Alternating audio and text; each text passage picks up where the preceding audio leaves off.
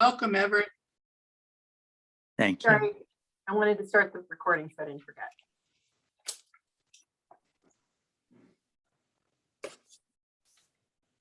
Okay.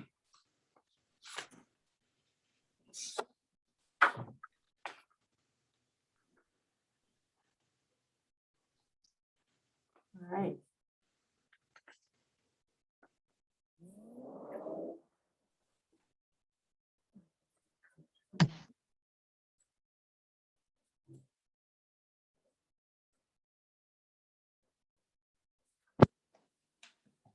Alexa, exit.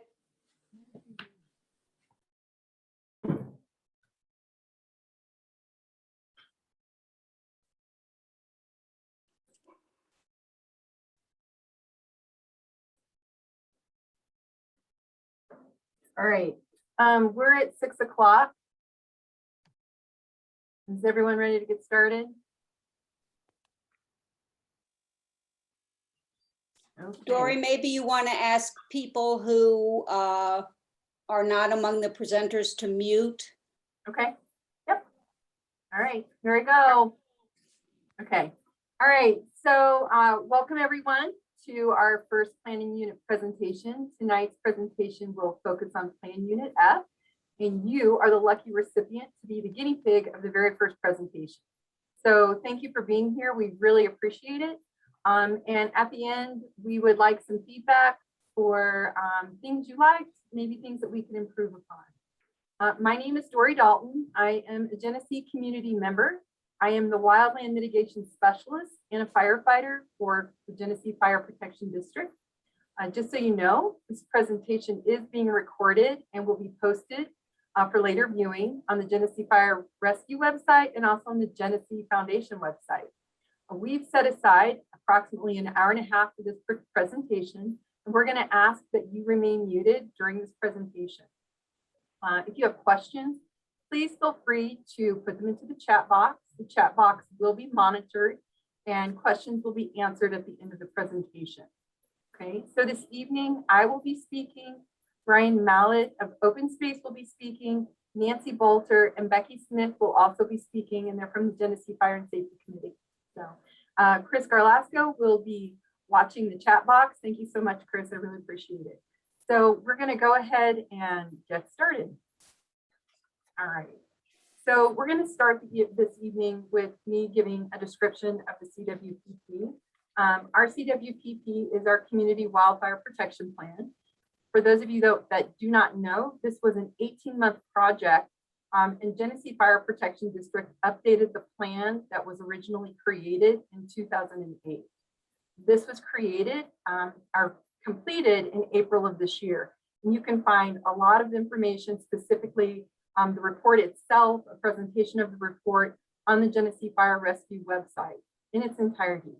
I want you to know that this document is a tool for Genesee Fire Rescue, for land managers, you the residents, and for HOAs to help prioritize mitigation projects to make our district safer and more prepared for wildfire emergencies.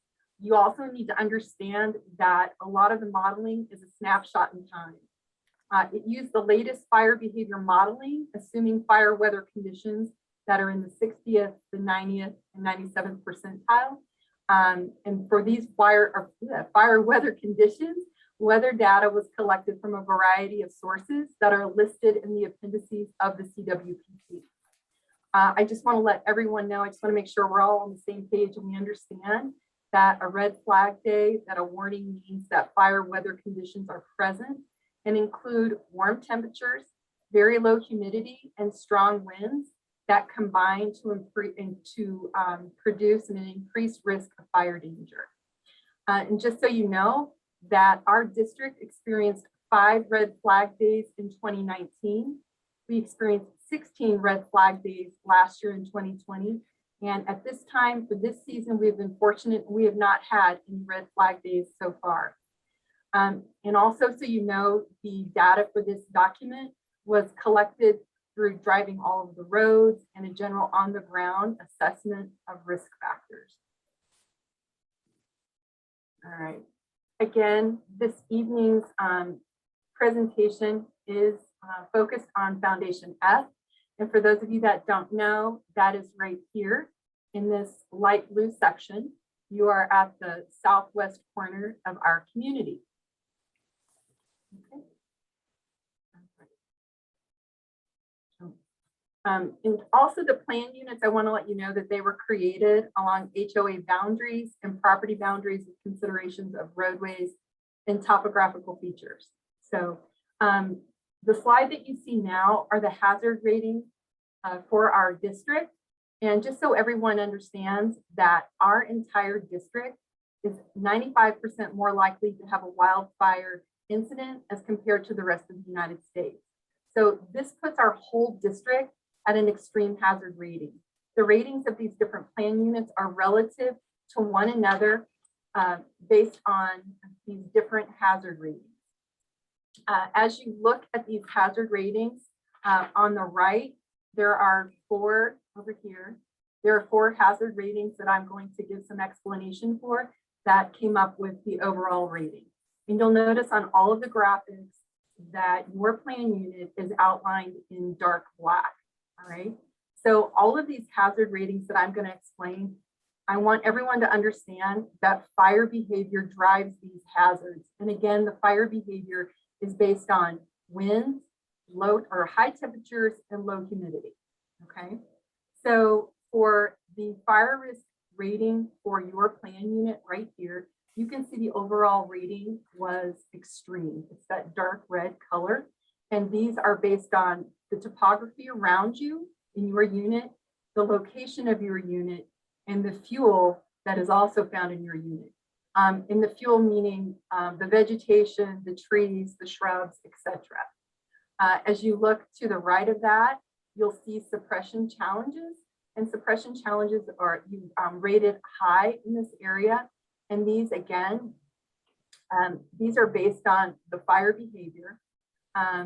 Challenges that could happen trying to get fire equipment into the area to try and fight a wildfire. So given that, it's really important that we have the vegetation on the roadsides cleared. The optimal driveway and roadside clearance is going to be 13.5 high by 20 feet wide. All right.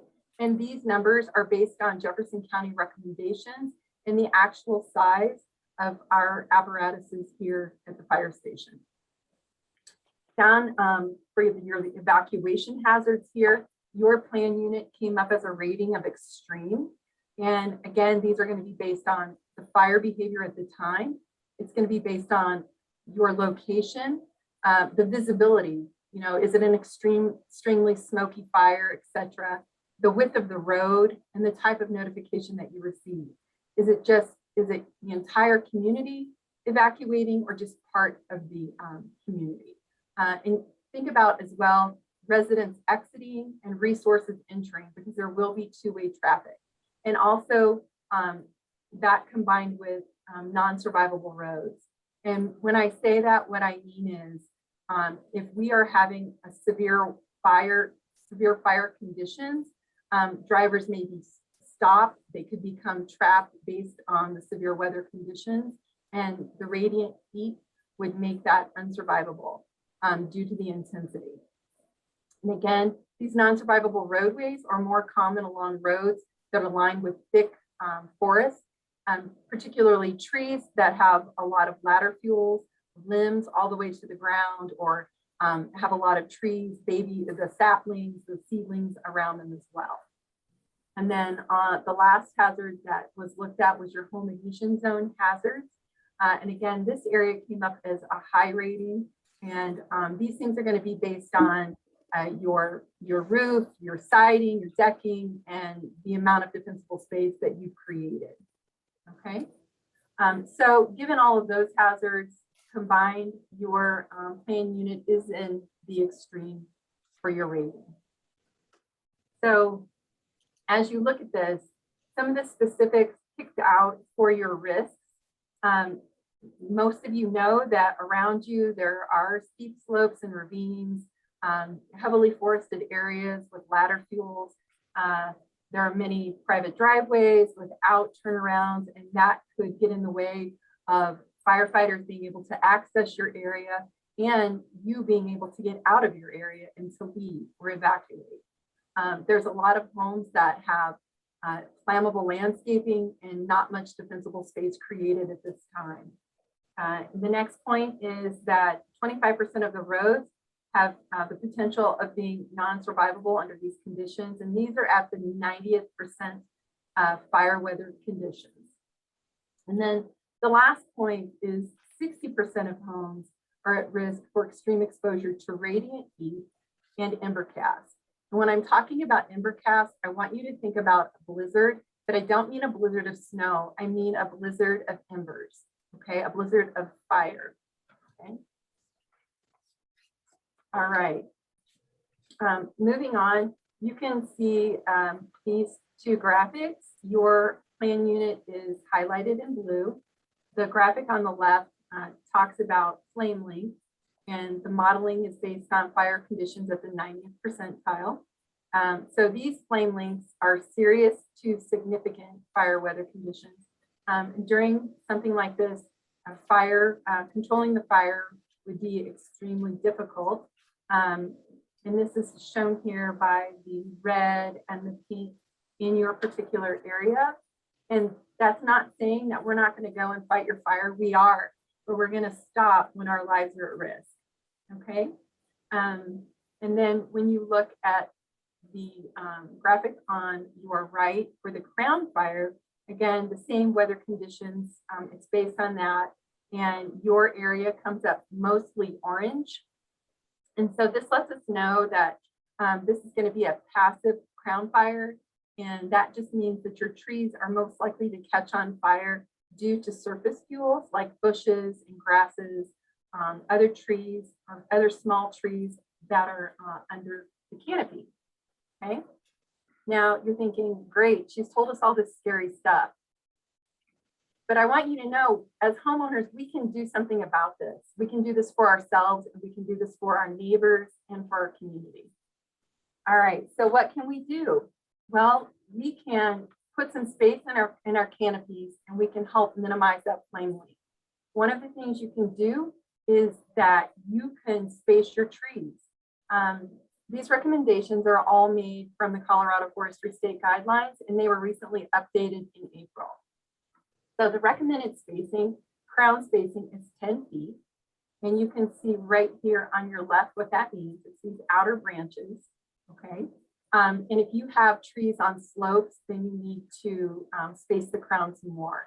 It could be anywhere from between 20 feet to 30 feet, just depending upon the slope. If you look on the right, something else that you could do to help minimize these things is to limb up your trees 6 to 10 feet from the ground, or a third the total height of the tree, whichever is less. Okay. And what I mean by that is when we talk about 6 feet, we mean from limb to limb. A person that's 6 feet tall should be able to walk under this tree and the tree not touch them. And the reason it goes to 10 feet is, again, because of the slope. Your trees should be limbed higher if you have a slope.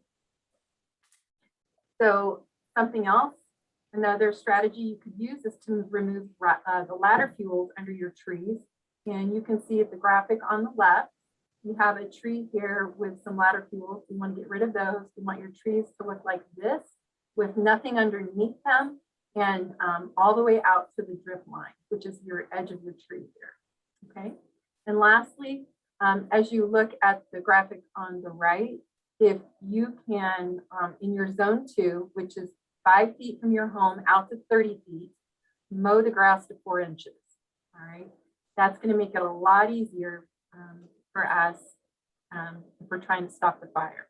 If you're on a slope, you're going to bump that zone 2 out to 45 feet. All right. So those are a few things that you can do, but just doing those few things is going to be extremely helpful. All right. So now the graphic that you're looking at is your unit's home exposure risk to radiant heat and embers. Okay. So the top graphic here, you're outlined in yellow here. This top graphic is showing the 90th percentile for fire weather, and the bottom graphic shows the 97th percentile for fire weather. In the middle here, this pie right here. Red represents extreme levels, that salmon-y pink color represents high, and this blue represents moderate. You can see in this graphic that approximately 60% of your plan unit is your risk is influenced by your overlapping home ignition zones. And what that means is you and your neighbor share some of your defensible space. So your defensible space is going to be from your foundation out 100 feet. And so depending upon how far apart your neighbor is, you'll have overlapping ignition zones. Another thing that your exposure risk could be influenced by, again, is the potential for exposure to short and long range spotting, and that's those embers. And generally that's how our homes catch on fire, is from the embers. And your potential exposure to radiant heat in this area as well. And the radiant heat is going to be from the fuel surrounding your home. And by the fuel, I mean from the trees. So if we look at the 97th percentile down at the bottom, you can see almost everyone is at extreme exposure levels. All right. There are things we can do to make our home more ignition resistant. Okay. So where do you start? Well, you start with your home. You create a 5-foot perimeter with no vegetation. And what I mean by that is bare mineral soil or rocks or a flagstone walkway, something along those lines. Something else that would be extremely helpful would be to keep those pine needles and leaves off your roof and your gutters. And sometimes we have to do it more than once a year. Again, it's important to keep all the flammable materials from underneath your decks. Don't store things under there. There should be no vegetation under our decks, no wood chips or mulch or things like that. Again, we lose 90% of our homes due to embers. That's the main way that we lose our homes in a wildfire. Again, if you're looking for other ways to make your home more fire resistant, if you ever update the exterior materials, think about using non-flammable materials such as stucco or cement board, or even with your decking, some fire resistant materials as well. Okay, so I'm going to show you some examples from this area and just kind of point out some things that could be improved and some ways to do that. All right, so you're going to notice in both of these pictures that we have decks here with lattice. Okay, so what I want to say is, lattice acts like a fire wick. And what I mean by that is we have vegetation around both of these decks and the lattice. So, along comes the surface fire, it gets to your lattice, it follows the lattice up, it gets to your flammable joists, your deck, and then eventually to your siding. So I would recommend removing the lattice. Lattice is no longer a requirement through the ARC. It's not required anymore. They changed that requirement. So you want to have access to under your deck to clean up the needle and leaf debris. Okay. In these pictures, the picture on the left here, you're going to see that this house is surrounded by many trees and fuel, which increases your radiant heat. So when I talk about that radiant heat, I want you to think about when you're around a campfire and you put your hands near the campfire, and you don't have to touch the campfire in order to feel that heat and to receive a burn from it.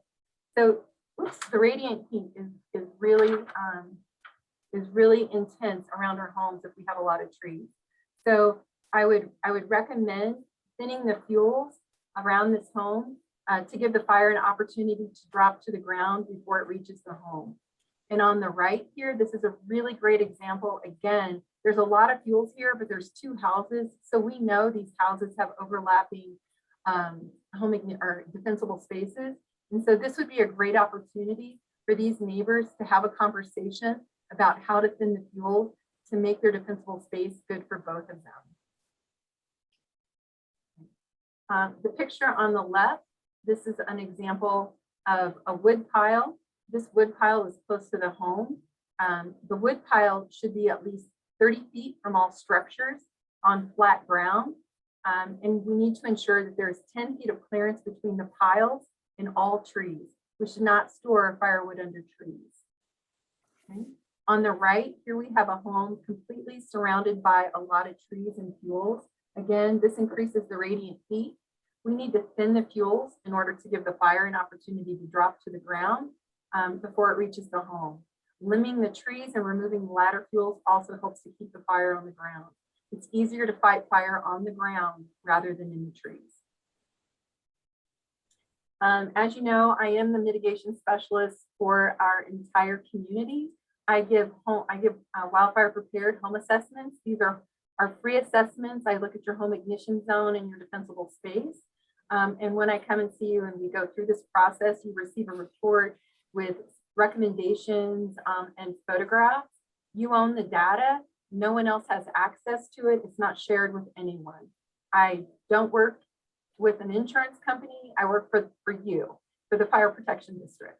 A copy of your report is stored in a server offsite. No one has access to it. It's not subject to the Freedom of Information requests.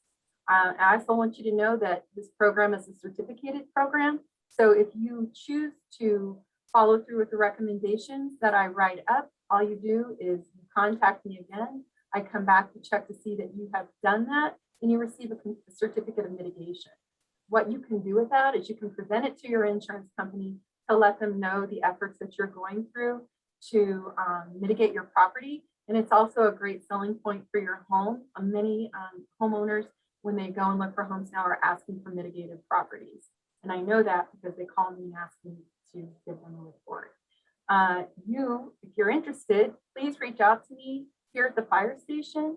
You can email me and I can send you a link for an application, or you can go directly to wildfireprepared.com and fill out an application on your own.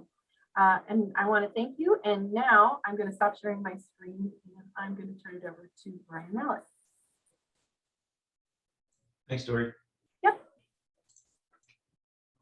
Okay, let me just open this up. Oh, did you want me to go through your slides though until you get to your map, right? Yeah, why don't you just keep going with the PowerPoint, I and if can you do don't that. mind, I'll just I don't give mind. Yeah, I'll just give you a nod when to go to Alright. the next slide. Perfect. No, I won't be able to see your nod. You'll have to tell me. Okay, Okay. I'll verbally Okay. inform you. All right, here we go. Great. So for those that don't know me, Brian Mallet, I am the open space manager for Genesee Foundation. And a big part of my job is wildfire mitigation on the open space, and then also helping residents understand. Before we had Dory, that was a big part of my job, and now Dory is a really great resource for Genesee Foundation. And I've gone through the same training as her, but she is a wildland firefighter. So she has a very good perspective on the things that we're talking about. So I'll give you all just a quick intro on what we do on open space. So we have an annual plan for open space management. Many of you might know that. For those that are new, might not. But each year the open space manager lays out in a very transparent way what we're going to do on open space and how we're going to use our Genesee Foundation resources. So that's all on our website. You can actually find every single open space management plan going pretty far back as they've been doing it on our website. And I present that each year to the community. So I started in March 2020, so I've only done one so far, working on the 2022 plan. And briefly, we have 70 acres of grant-funded forest restoration work. Forest restoration is just another term for, thinning, wildfire reduction, doing forestry work. But forest restoration encompasses a lot of things, not just wildfire risk reduction and thinning trees, but also preserving ecosystem services, systems in the 1,200 acres that we have. So this also does not include the grant does not include roadside thinning that we've done on open space, and it does not include defensible space that residents are doing. Nancy might talk a little bit more about grants later on, and if she doesn't, we can talk a bit more about it. Okay, Dory, you can go to the next one.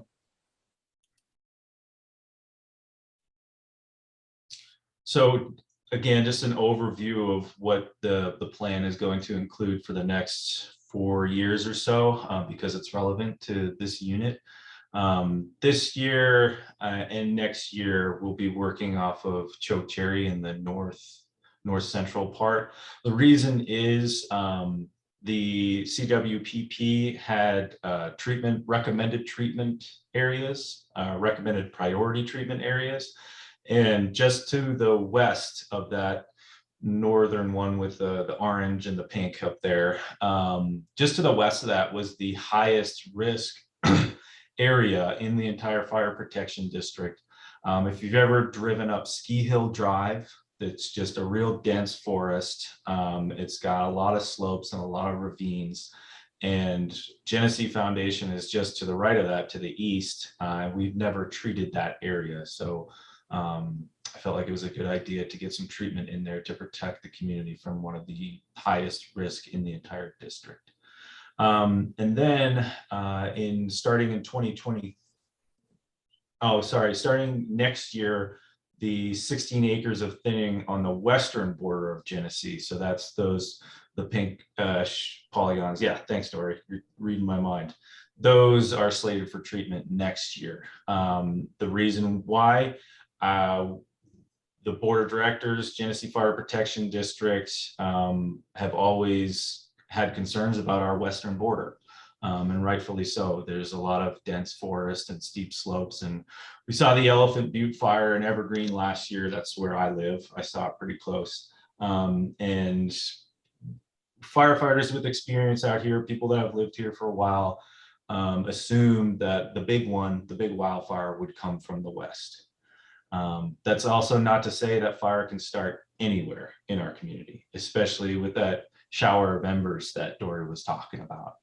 And then later on, 2023 through 2025 is the 40 acres of thinning in the central part of Genesee, along Miners Mile, where I bet a lot of you know that, or probably a lot of you walk your dog there, and then along Ryan Stream side. So that kind of southwestern section of Genesee, if you recall from Dory's slide before, it was Unit E, Unit F, and maybe it was Unit D. They were the most extreme in Genesee. They were the highest risk plan units. So that's the reasons behind working in those areas. And then we go to the next one, Dory. So mitigating roadways, that's something that I put on the open space management plan in 2021, was exploring and implementing some roadside thinning. And a lot of the roads that need the thinning the most are not owned by Genesee Foundation. They're owned by individual residents. They're small plots, and that resident might have, 15 trees on the roadway that are those small trees that Dory was talking about, those saplings and seedlings, those ones that are the most likely to burn. So it is a priority for the Genesee Foundation, but a lot of the risk is not on Genesee Foundation. So that's why we're talking to you, and we're going to talk to every other single resident in all the other plan units. The property owner is responsible for mitigating the roadway if the road crosses private property via road easement. So that's just saying what I said. Your property goes up to the road. Your neighbor can't cut those trees. I can't come and cut those trees for you. It's up to you. And spreading the message the way we're doing is the way we're going about it. The property owner is responsible for mitigating their own defensible space, even if it extends into open space. So there's a lot of scenarios where Dory mentioned your first 5 feet, then your next 30 feet, then your next 100 feet. Most Genesee residents, probably 70%, don't own beyond 30 feet. Some don't even own beyond 5 feet. That's the scenario on a lot on Current and Pomegranate, roads like that, where they just have the blueprint of their home. Juniper, let's see, what other roads? Holly Court, Columbine, Pine Drop are a little bit different in that folks do own a bit more property. So this situation, this scenario might not be for you, but there's probably a few out there where your defensible space does go onto open space, and you are allowed to cut trees on open space if you go through the ARC process, which is hiring a defensible space consultant, talking to me about it, and then submitting a form. And we're trying to make that easier. The ARC and the Genesee Foundation is trying a lot to make it easier for residents to do fire mitigation. That was a big push. Once I started, the pandemic hit, kind of slowed things down, but we're back up and running. And the ARC, especially Beth Moran, who's the resident volunteer on the ARC, she's also on our fire and safety board. The ARC and Genesee Foundation are very aware of that and want to make it easier for folks to remove trees on your own property and on open space while maintaining the original covenants within the HOA and the purpose of the ARC and all that. You can go to the next one, Dory. So everything that I've been telling you, and most of Dory's slides, when she or I come out to talk to you and tell you, oh, you should remove this tree for this reason, or you should consider doing this, all of those recommendations are based on best available science in the Colorado State Forest Service. So the Colorado State Forest Service is the leader in our state for defensible space and wildfire mitigation. They have a lot of publications. All of it is peer reviewed, and most of it is nationally agreed upon. A lot of this information comes out of California because they've been having to deal with it for a bit longer and a bit more intense.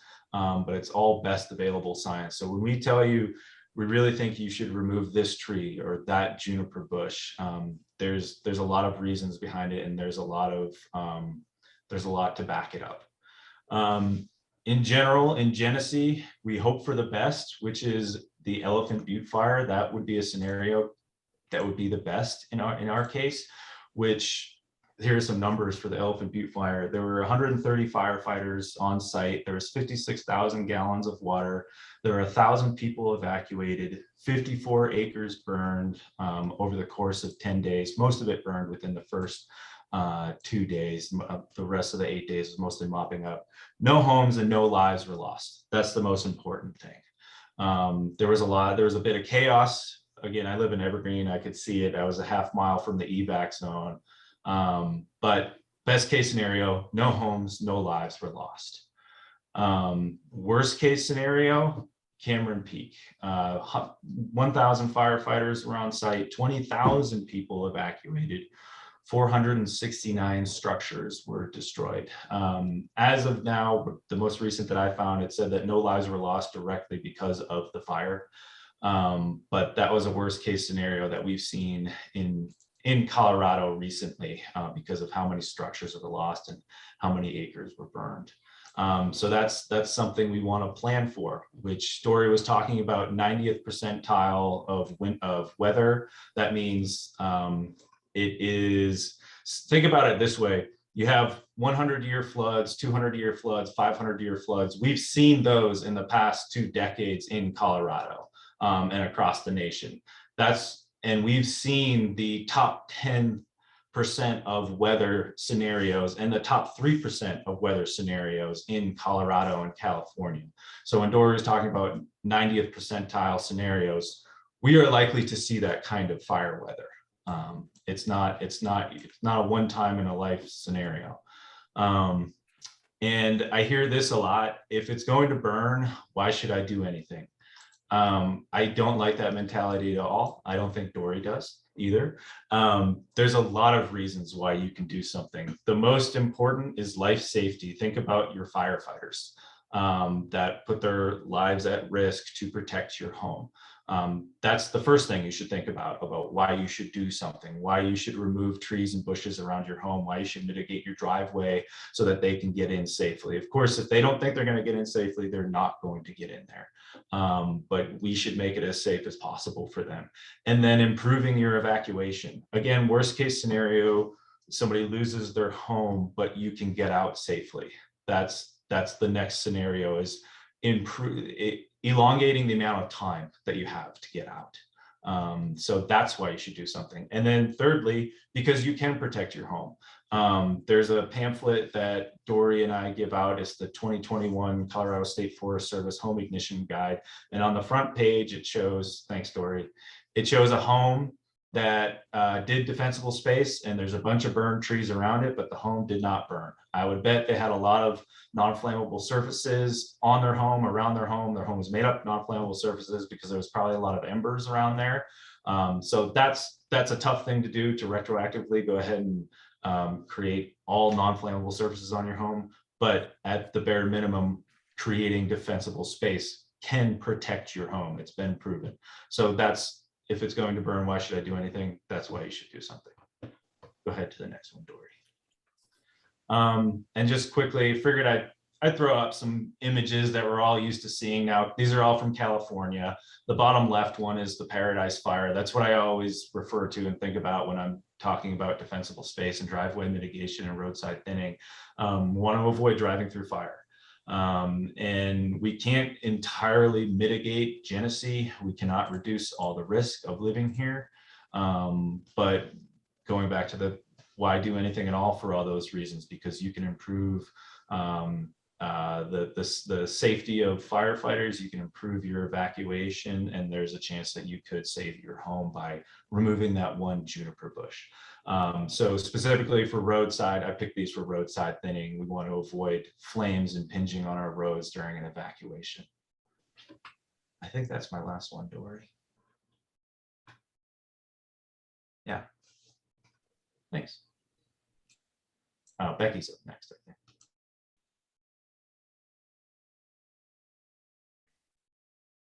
Well, actually, I think we're passing it off to Nancy. I thought you had more. Don't you have pictures from the plan unit of non-survivable roadways? And you were going to do your slide of, so that they can see the roads better? Oh, okay. I can, it's the map. It's the active map that I have. And I'll do that right now. Yeah. So I'm going to share my screen.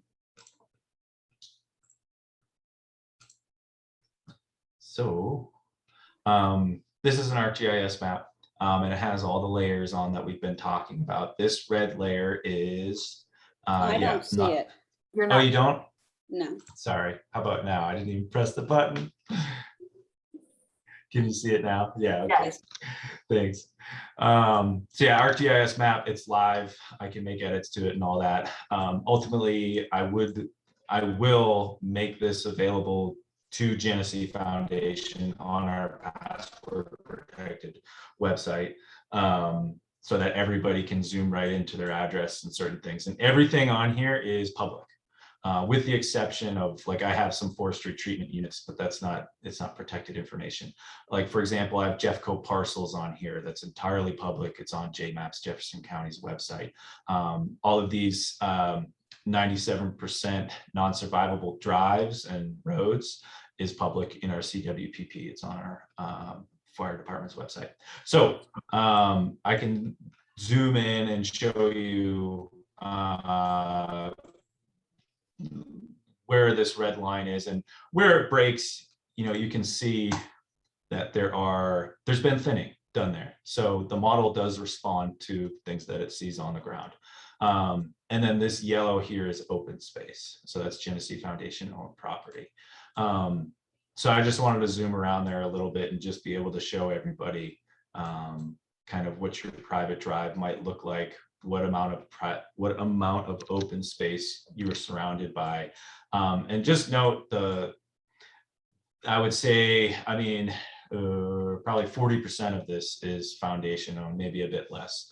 So that's the point we're trying to get across, is that residents, we really want to encourage you all, empower you all to work on your own property. Was there anything specific on here, Nancy, that you'd like to see that would have to be helpful? No, but I thought that if Dory goes back, I think there's some photos from the plan unit Oh. of roadways that need thinning. You're correct. Like roughly showing where it is. No, actual pictures, Yeah. photos. If you stop sharing, Brian, then I'll share again and you can talk about it. Stop.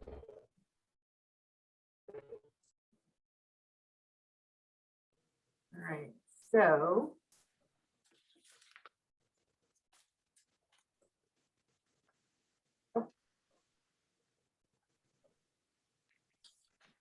Okay, here we go.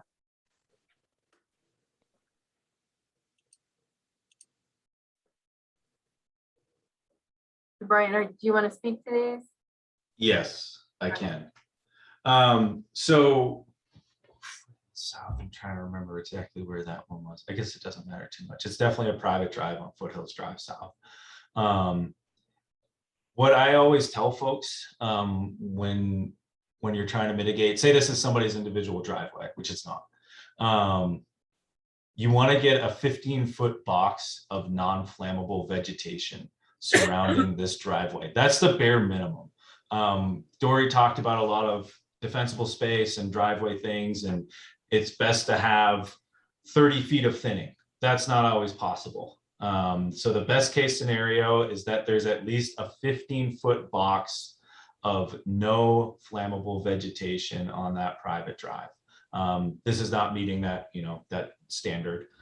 So the recommendation would be removing a lot of these small ones, which is easy. So go for the lowest hanging fruit.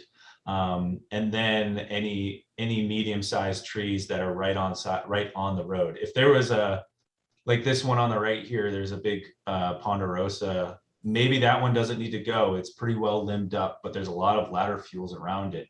And then there's a lot of green vegetation hanging over the road. So those are things that always stick out to me and Dory when we look at these. Go to the next one. Yep. Nancy said, easy to mitigate. So maybe that wasn't you, Nancy, maybe that was Becky. But again, I think we all understand that concept of the small trees and the reason why fire always starts on the ground and then it creeps its way up. So those low hanging fruit, which is those small seedlings, saplings that are ladder fuels for other things, and they're small, so it's easy to get to them now. And we can see that this is a pretty typical scenario in Genesee, mostly on the southwestern or southern side of Genesee. You have a lot of these quote unquote volunteer trees, saplings, seedlings that are always right up there on the side. And those are the kind of flames that you see in driving through in that campfire or the Paradise Fire image. Same, there's this one small stretch of Columbine Court. It's not the entire one. It's not the entire drive, but there's a small stretch. And again, it's all private. It's all private property going up to the road. And I'm sure if folks knew about it or, well, even knew about it, would probably be doing stuff about it. And maybe it's on their list.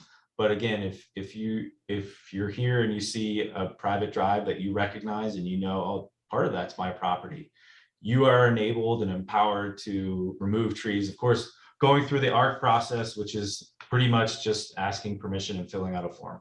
At this point, it's pretty streamlined, but you are encouraged to remove trees. And then we'll go back real quick, Dory, the one on the right. So it's not those small trees scenarios, but it's a lot of overhanging green vegetation. So that is a scenario where if, say that was open space, I would be removing some large trees because those are the direct threat right there on the roadside. So sometimes you have to make those hard decisions. Keep in mind, we have hundreds of thousands of trees in Genesee, and understanding that there might be one particular tree that somebody really likes, but for the safety of the neighborhood, we do have to remove sometimes medium and large size trees.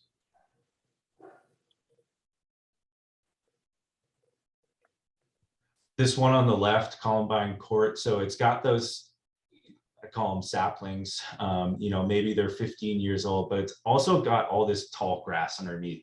Really tough to get to that grass if all those trees are there. And in those dense bunches of trees, you find a lot of needles, a lot of dead needles, and it's real hard to rake them out.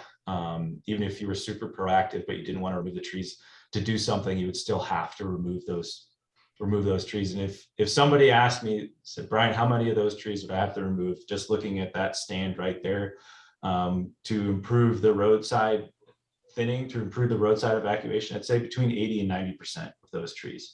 And from a forestry perspective, if you find a few good larger trees in there and you remove a lot of the small ones, you're going to release the nutrients for those larger trees, and they're going to be able to grow a bit straighter, grow a bit stronger, and they'll become, over time, those big, large, you might call them legacy or heritage ponderosa pines that we see throughout the community. That's how they create, that's how they are created, is not in dense stands like that, but in stands that a natural fire came through and weeded out or destroyed, burned the smaller, weaker trees and allowed the stronger ones to survive.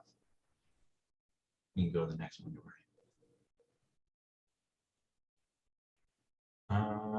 Trying to see if there's anything different I would talk about on any of these.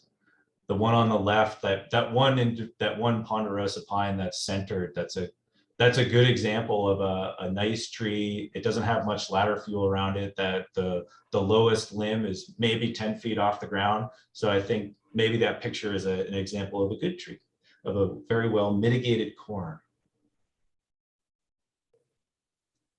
I don't think that shows anything quite different.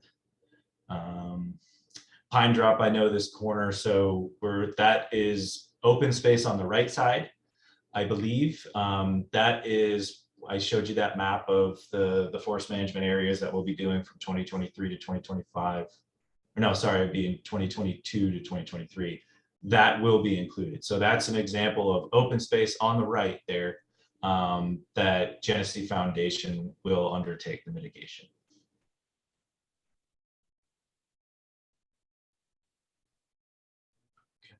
I think that's me, or that's not me, that one. Is that Becky or Nancy? Well, it was you, but I can talk about it if you want. Yeah, why don't you talk about that one? Because Okay. Yeah. I'm Nancy Balter. I'm a member of the Genesee Fire and Safety Committee. I'm also a member of the Board of Directors of the Genesee Fire Protection District. And I was on the core group that was involved in planning the CWPP, reviewing it, et cetera. In the CWPP, we did evacuation modeling. And this assumes that the entire district evacuates at one time. In all likelihood, it would be because we had a fire that started in Genesee or got here really quickly and needed to evacuate everyone. And it's an estimate of how long it would take you to get out. And you can see that in your plan unit, we are talking about 270 minutes on average to get out if everyone who was evacuating took 2 cars. It is significantly less if everyone only took 1 car. And aside from the graphic demonstrates, or the modeling demonstrates 2 things. One is we're going to have real problems evacuating the community in terms of how long it's going to take. And because of how long it's going to take, you could also end up on a roadway that was considered non-survivable if there was active fire there. So that's a real problem. And the second important takeaway is, as much as you would like to get both of your cars out, for the sake of the entire community, just evacuate with 1 car. It will make a huge difference in how fast we can evacuate the community. Next slide, please. So this leads into, we all need to be prepared for an emergency. Whether it's a chemical spill or a wildfire or some other kind of emergency, you need to be prepared. You will know that there is an emergency either because you see it or because you've gotten a notification from the Jeffco Sheriff's Office. And those notifications come through a system called Code Red. If you have a traditional landline, it's already included. It won't go to your cell phone. It won't go to a landline that comes through, for example, Comcast. It won't go to, you won't get an email about it unless you register all of those numbers and email addresses in the Code Red system. Code Red takes a couple of minutes, well, not more than a couple of minutes before the fire department says we've got to evacuate people, and they actually get it out. When in doubt, get out. Don't wait to receive a notification to get out, but get out when you can. Don't freelance. If you end up in traffic and can't get out, I can't tell you how many people have said, well, I'm just going to go down this hill. I have a good car. You are absolutely encouraged from the fire department and emergency managers not to do that. I understand where the temptation comes. The reason you shouldn't do it, you don't know what you're driving into. You don't know where the fire is. You can get into more trouble. And secondly, if you get stuck, you will not be rescued in all likelihood because the emergency personnel are dealing with the fire, not with someone who decided they were going to take their own way out. So please don't do that. And don't call the office and don't call the fire department, because the fire department's all going to be out. The office isn't going to know any more than you do. And the sheriff's office has asked them not to give information. You may be able to get information from various news sources. There are a lot of community groups working to get the system to work better. And Elephant Butte, a lot of people didn't get Code Red anyway, but it is how you'll get it. Have a family emergency plan. This means talk to your family about, you may all be scattered when the emergency notification comes out. How will you communicate with each other? Cell towers could be down. Identify one person that everybody can call outside of the area to get information. Have a default place to meet if you can't communicate. Talk to your neighbors. Talk about safety concerns on your street, but especially how can you work together both before a fire and during any kind of emergency. You need a contingency plan. You might be at work, you may have a latchkey child who's home, who doesn't drive, doesn't have a car. What if your neighbors can help? What if your neighbors can help with somebody who's elderly, disabled? Maybe you have pets. You need to have a plan for how to get the pets out if you are not there. You should be prepared to leave immediately, especially on a red flag day. And I'm going to come back to the go bag in a second, but I think the next slide, Dory, is just this is, and Brian touched on this.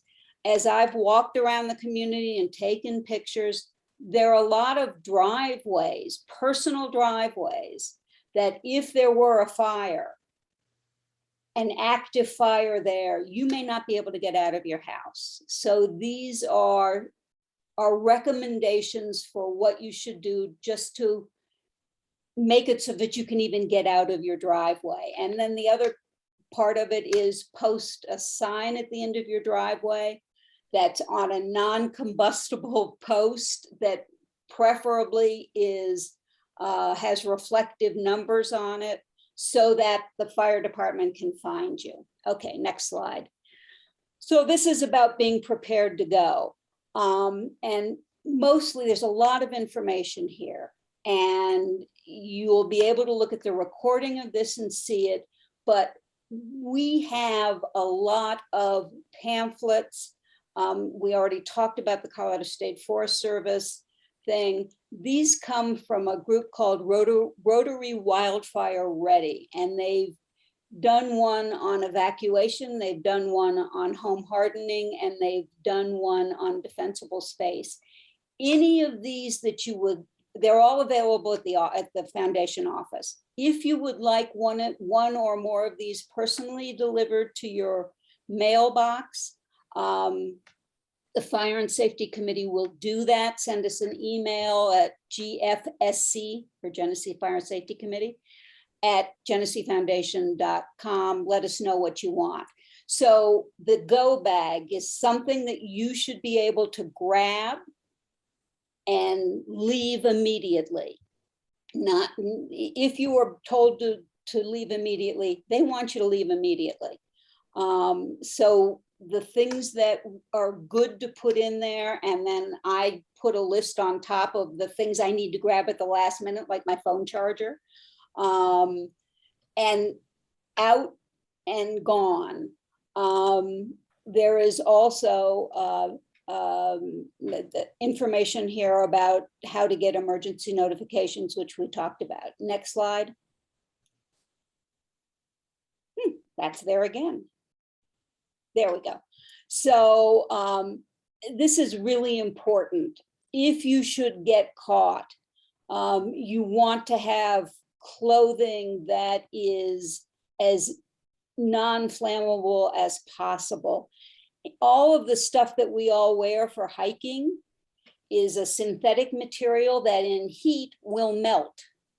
You don't want to do that. You want to wear cotton pants, cotton shirt, wear gloves, take a bandana to put around your face.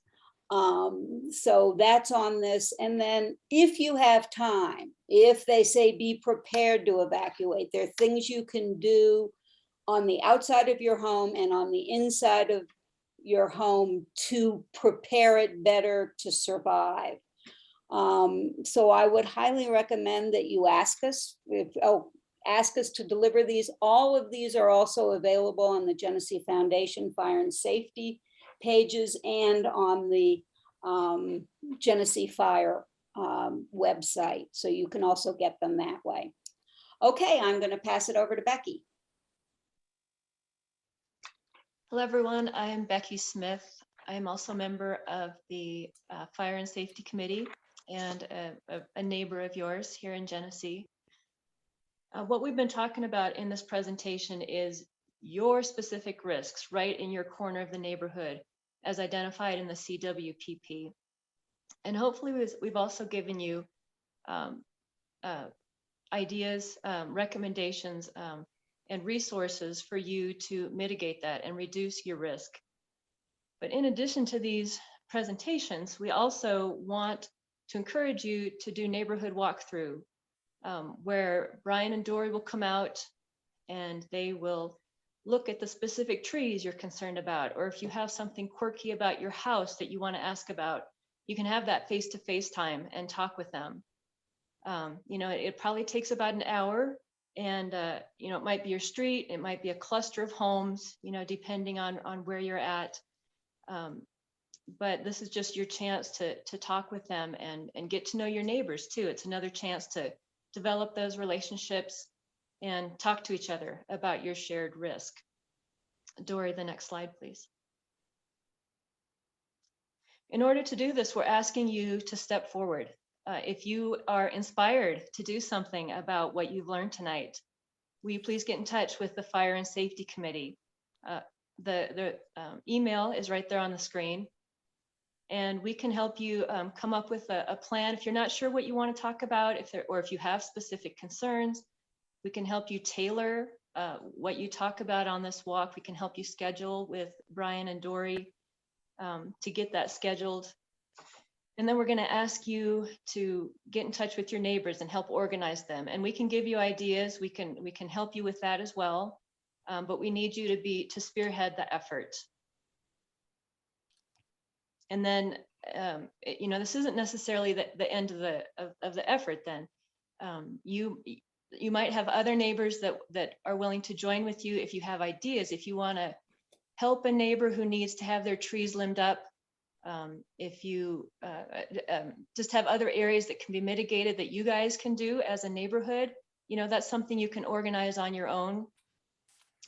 We've kind of talked about grants, and we don't have a lot of details, so I'm sorry we can't really tell you the plan for that.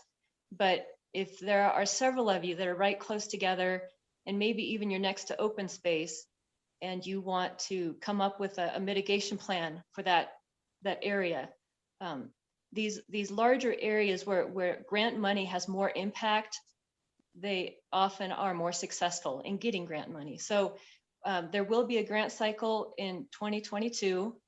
More details will come out when we know more about that. But think about that. If you do a neighborhood walk and you see things that you can combine forces and do multiple mitigation efforts at once, you may be eligible for grant money. But we don't want to stop. We don't want you to wait for that necessarily. If you can do the work now, that's better. But implementing the CWPP and mitigating these risks is a long-term process. So don't feel overwhelmed. Just take it one step at a time and reach out to us so we can be a resource for you. And then I also left Dory's information on here. She's the one you want to talk to if you want to get specific, detailed guidance on what to do for your home specifically. And I think she made the point, but to remind you that this program is just getting up and running. So right now it's a free service, but starting in January, there will be a fee.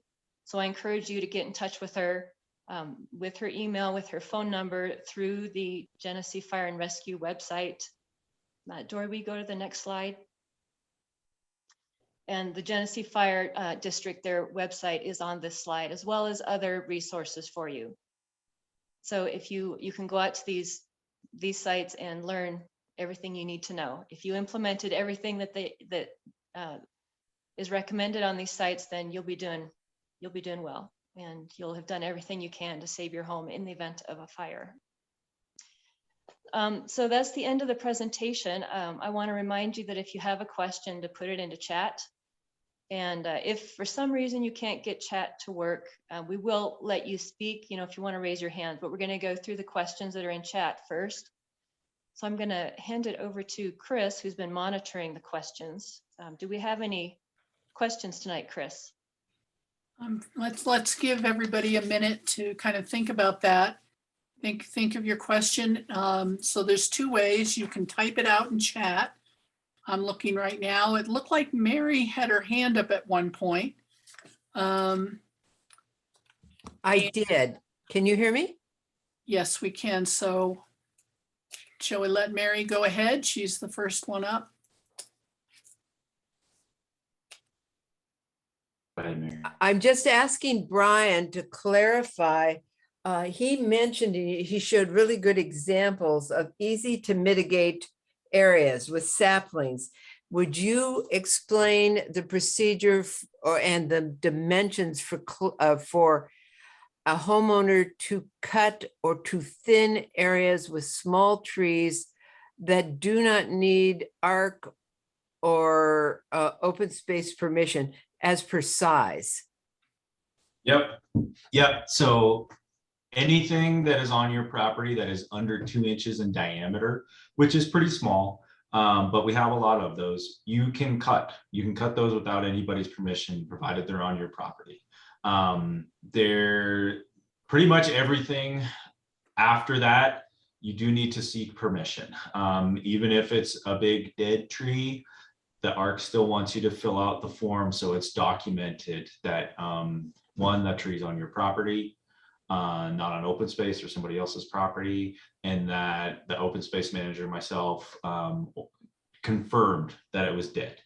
That's, and then going up from there, people can request to remove 5 trees within their defensible space, and I can approve those 5 trees and under, live trees.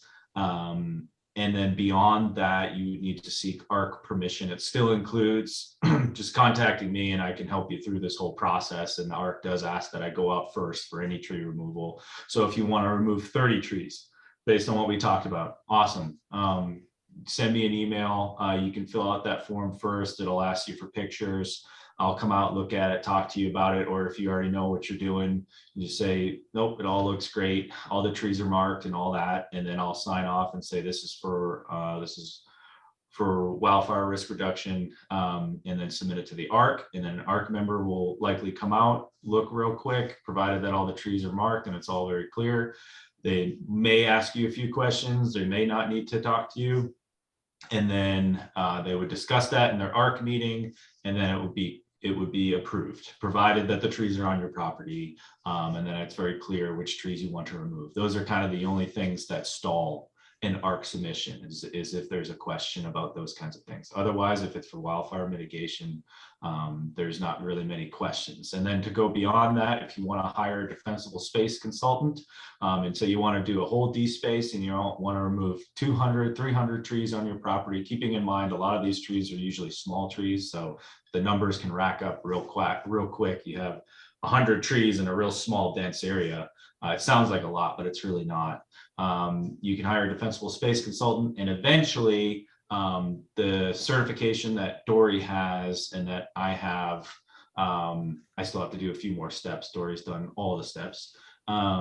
We will be able to, within the ARC standards, be able to be your defensible space consultant so we can approve those things. As it stands right now, you have to get a third party, somebody outside of Genesee Foundation, outside of the fire department, you pay them, they come out and create a defensible space plan, and then you submit that to the ARC, and the ARC can ask questions and make recommendations and things like that, but the ARC cannot deny any tree removal that has a defensible space plan with it backed up. So that's a lot. And just going back to me and Dory being on that, in the standards, that's an ARC initiative, and Genesee Foundation, it takes time to change the ARC standards. And so that's what we're going through right now. Yeah. I just wanted to mention to everybody, you can also go down to the bottom of your screen and click on reactions and click raise a hand if you aren't finding the chat to ask a question an easy to do thing. And please look in your mailboxes, because we delivered a flyer and that home ignition zone booklet to each and every one of you. It's in your mailbox. And on the back of the flyer, all of those resources and the websites were all listed for you. So you should have them at your fingertips. If I can just add to what Brian said, we have in the past had grants from the Colorado State Forest Service to reimburse for 40 or 50% of the cost of creating defensible space. In those cases where it's grant supported, you must do certified defensible space, and you must do everything that the defensible space consultant says you have to do in terms of the tree work. We submitted a grant in this last cycle that was not funded. And we will submit one again in the next cycle. But we feel, based on some of the feedback that we've gotten, that if it's for a house here and a house there and, scattered through Genesee, it has less strategic value. It has strategic value for you and potentially your neighbors. But in terms of the community, they're looking for more concentrated areas. So this is another way in which this neighborhood effort to walk through, have an understanding of where your risks are and why and what you can do about it. And then if a group of neighbors all decide they want to participate, that gives us a stronger grant in terms of funding.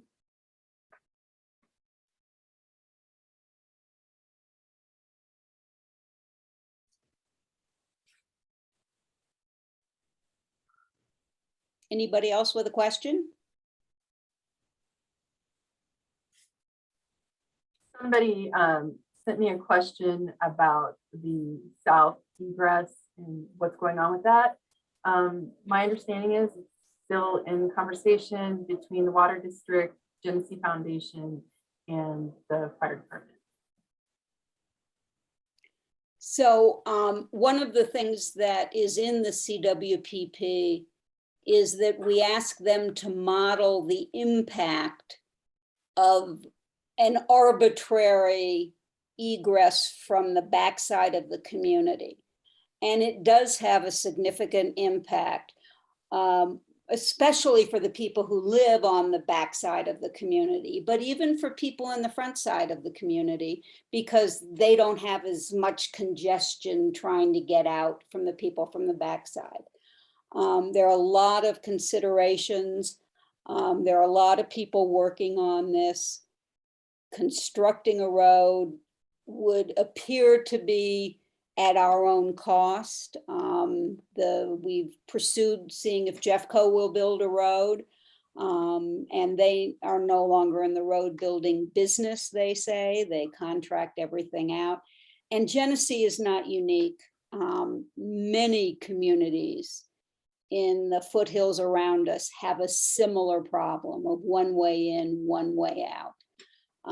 So, this will be something that you'll be hearing more about and have an opportunity to have more input into, because it does involve spending a considerable amount of money.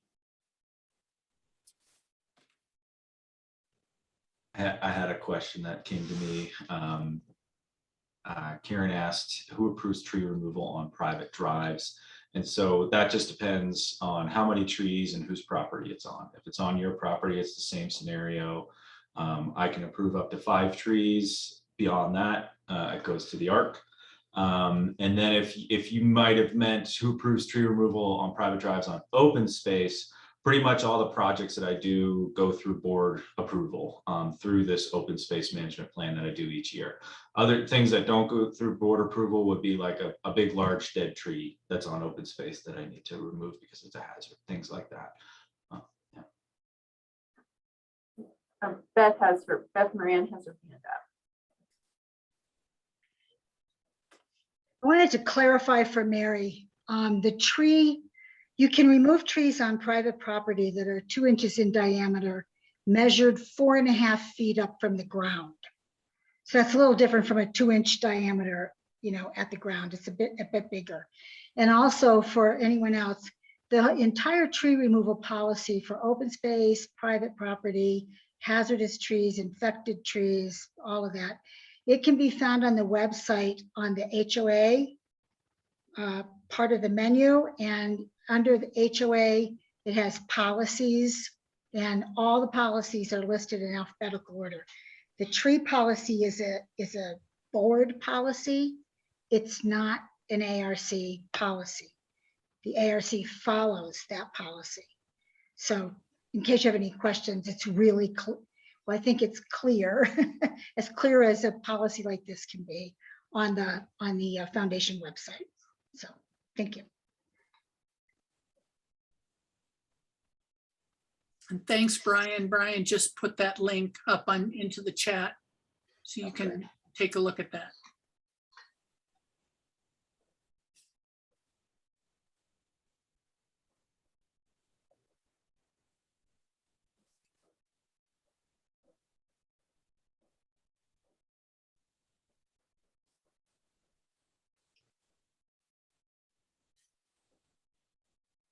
I guess everything was really clear.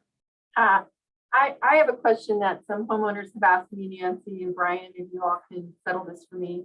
If I've gone to do a home assessment and some people were able to take advantage of a grant they got approved and did get money for in the past, are they still eligible for another cycle? Yep. Yes.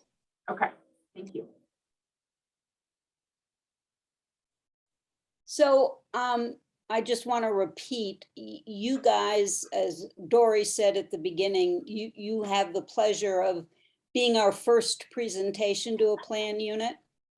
We will be doing these for each plan unit.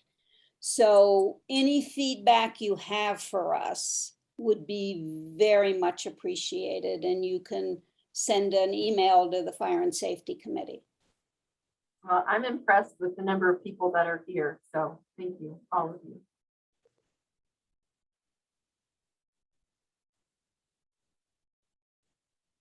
Yes, there's about, what did you say, Dory? There were about 100 residents, 100 plus residents in Plan Unit F, and we had 36 Yeah. people minus a few of us coordinators on tonight, so almost 30%.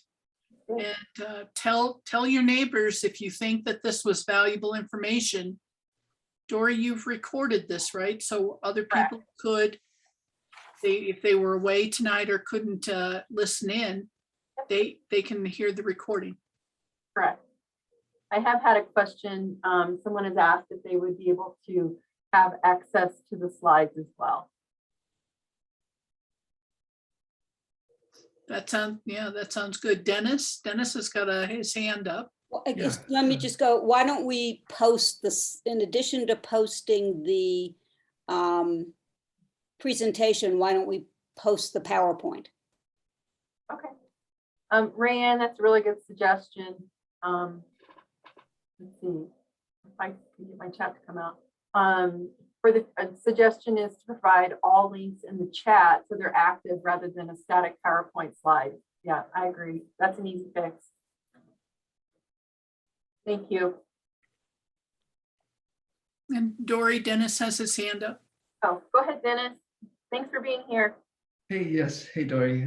So Tara and I are actually in Plan Unit E, so we didn't know. That's okay. Yeah, so a couple questions. I think Beth mentioned that the ARC would make suggestions on materials, non-combustible materials. When will that be ready? That's the first question. Second question is, I emailed Brian a long time ago, the unit next to us, or the, we have an open land next to us, and there's a sliver of open space that I wanted to mow and to clean up. I actually got resistance from neighbors. I wonder if we could, I don't know, maybe we should do more reach out. I've been here, Tara and I have been here for like 3 months, so we feel like it didn't feel right to talk to those who've been here decades, Sure. things like that. Okay, so Dennis, just to clarify what you're asking, as far as the mowing, you're talking about having someone address mowing on open space, is that correct? Probably more reach out, because outreach to people, because there's this mentality that says, oh, it's going to all burn anyway. Right. Why are we doing that? That sort of thing. So okay. I'm getting that resistance from neighbors. Okay, so meaning you want the message to go out to community members that it is okay for us to mow an open space. Is that what you mean? More about understanding, yeah, education. Oh, okay. Yeah. Okay. So go ahead, Brian. Okay. So thanks for saying that, Dennis. And I'm sorry you had pushback. I remember that conversation we had. We talked about some trees, and then you asked kind of what you can do, and you mentioned you were surrounded by open space. And so I actually just did kind of encounter this for the first time, where we did our bitter root walkthrough, and folks brought that up, that there's a lot of open space there, and I don't have the capacity. I don't even have a mower, and there's a lot of open space and we can't mow it all, but residents have that, and they have their lawn and it's right next to open space, and can I just go ahead and mow a little bit of that? Yes is the answer, and especially along the roadway there is probably the most important bit, just like 5 feet. The thing that I came into is I had to talk to folks and say, okay, this is open space right here, that's your property, but you can't go past here because this is someone else's property. So it's pretty sensitive in that way, and I don't want to encourage folks doing anything on anybody else's property, but the reasonable things of removing grass on open space, because it's going to grow back. It's going to grow back real fast. I mean, a lot of folks take a very active role in our open space on removing noxious weeds, and I'm really glad that they do that. I don't have the capacity to go out and remove weeds on 1,200 acres. I can do about 50 to 60 acres a year, and it's a huge problem. Same thing with grass, and grass is a ladder fuel, and it's a roadside thinning issue as well. So I'm sorry you had that issue. When we get to Plan Unit E, I hope those folks join in the conversation and we can talk about And the other possibility is if you organized those neighbors and other neighbors, whatever would be appropriate for one of these neighborhood walkthroughs with Dory and Brian, it would be a great time to ask the question of these two experts. What about this grass? Can you mow it? Can we mow it? And then that's the opportunity for them to explain why it would be important to do. And yes, you can do it. Yeah, and even though we are doing Plan Unit E next, you don't have to wait for the presentation. You can contact us now and schedule that walkthrough. Absolutely. Susan, is your hand up? Or do you want your hand up? I'm not sure if it's in front of the icon. Somebody asked me about neighbors that won't mitigate or are unable to mitigate, how to kind of motivate. And one of the things I want to say is these walkthroughs have been, I feel like, extremely motivating and educational. And we've seen some really great community within these neighbors that have come together to mitigate together, to have questions answered by Brian and I together. And so that's something that I have definitely found. And research has shown that we are generally social mitigators.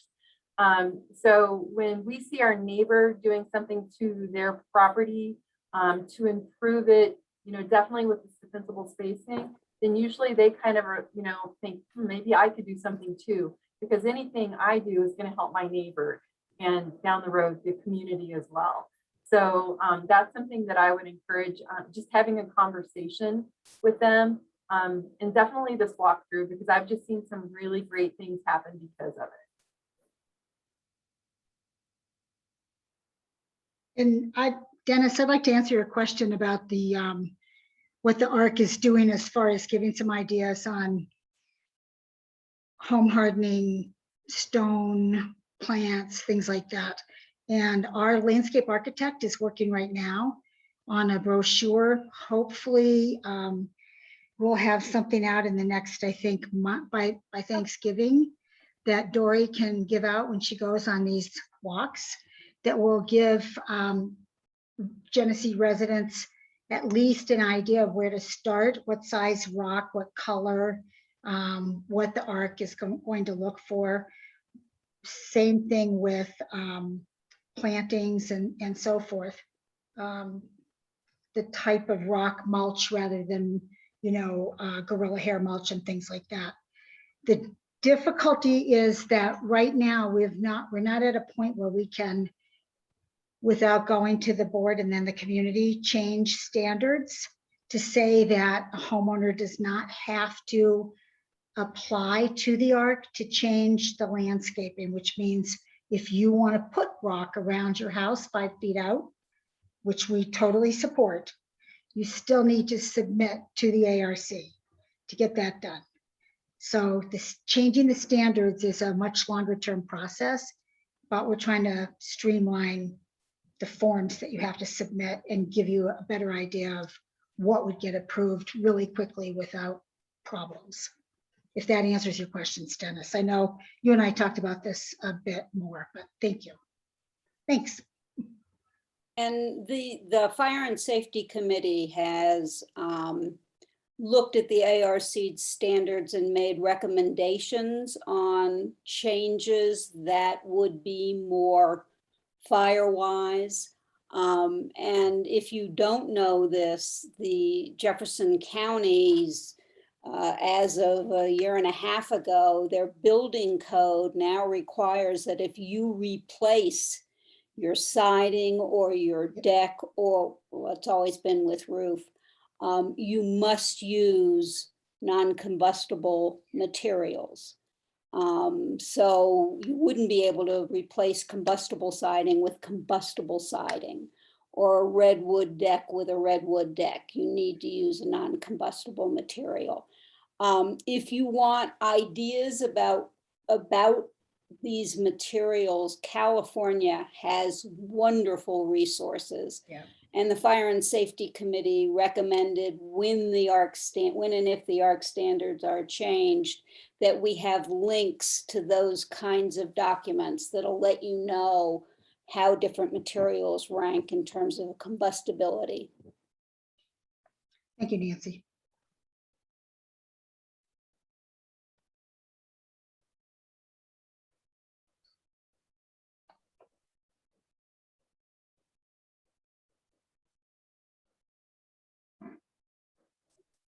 Nothing else, quicker.